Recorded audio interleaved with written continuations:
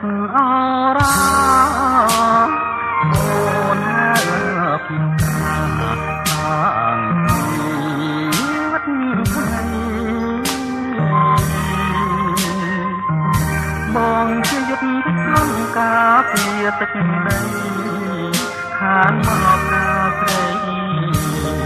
ជាភៀវកែទៅយូរ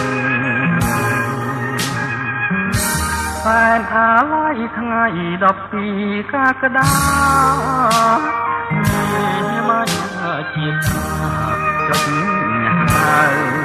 ចំជួ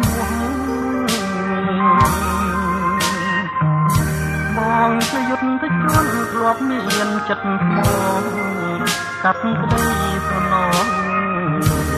ខានមកថាស្រីណិតស្រឡាញ់នៅពេលបេះដូងគឺរលែងទុំដោយនឹកអាហាយ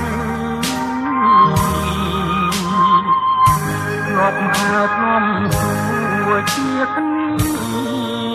រាល់ថ្ងៃមិនគួរនិយាយថាបាច់តាមองជូនកូនពីសមរភូមិទុំដូចមកពីរួមបានចងហាក់ថាចាំទុកតានត្រានយើងជួបមុខគ្នាបានបត់គ្នាចែកបងក៏ផង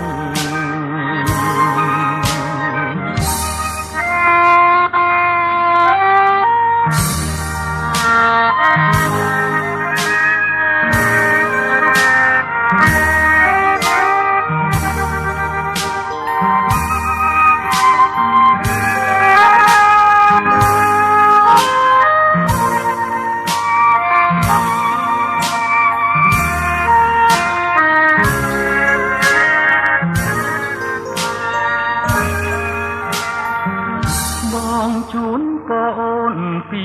សមរភូមិដូចពីរួមបានចងថា